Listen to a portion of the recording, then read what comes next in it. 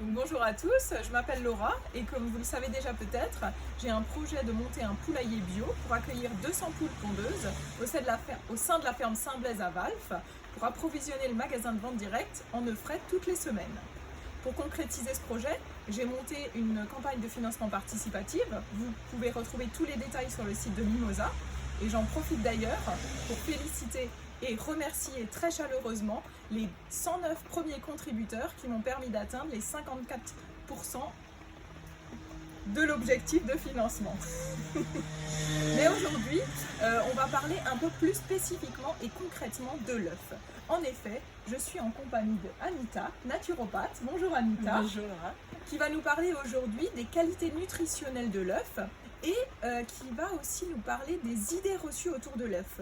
En effet, on dit souvent ne pas manger le jaune d'œuf à cause de son taux de cholestérol qui peut augmenter ou consommer les œufs uniquement 2 fois ou 3 fois maximum par semaine. Anita, est-ce que tu peux nous éclairer là-dessus et nous dire le vrai du faux? Avec grand plaisir. Alors déjà, l'œuf, c'est vrai qu'il faut dédiaboliser le côté cholestérol de l'œuf. C'est complètement faux.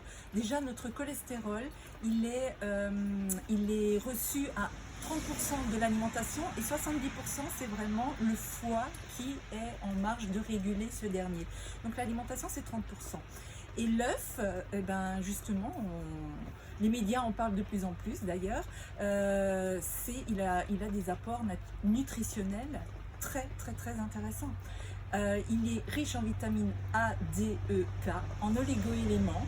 Il est surtout la vitamine, enfin les protéines de référence, à condition que le jaune et le blanc soient consommés ensemble. C'est-à-dire on ne fait pas de séparation. C'est vrai que certains sportifs veulent leur bulle jaune et ne consommer que le blanc. Non, on consomme l'œuf comme la nature nous le donne. Hein, en entier. Mais un point très important, il faut que le jaune soit toujours coulant. D'accord. Un œuf dur n'a plus les mêmes qualités nutritionnelles qu'un œuf par exemple à la coque ou à la poêle. Voilà, ça c'est l'idéal. En termes et en termes de protéines justement, alors même pour les végétariens, moi je recommande, je suis végétarienne, je recommande de consommer des œufs parce que c'est la protéine de référence la plus importante. C'est-à-dire que les composés des protéines, ce sont les acides aminés. Et le blanc et le jaune mélangés ensemble apportent ces acides aminés dans leur globalité. C'est-à-dire qu'on a vraiment la protéine de référence. Donc pour tous les sportifs, même les personnes en EHPAD, il faudrait au minimum consommer un œuf par jour. Les enfants en croissance, et puis tout le monde. Voilà. À condition qu'il soit bio.